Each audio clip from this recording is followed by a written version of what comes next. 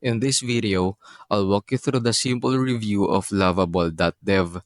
I'll guide you every step of the way. Let's get started. Core functionality. Natural language to code. Lovable.dev uses natural language processing or NLP to translate text descriptions into functional web applications. This means you can essentially describe your app idea in plain language and the AI will generate the code. Full stack development. It handles both front-end and back-end development, including user interfaces, database integrations, and API connections. GitHub integration.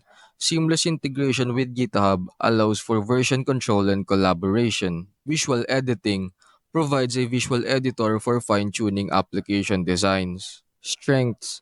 Rapid prototyping. Users consistently highlight its ability to quickly turn ideas into working prototypes. Easy of use. The platform is praised for its user-friendly interface, making it accessible to those with varying levels of coding experience. Time saving.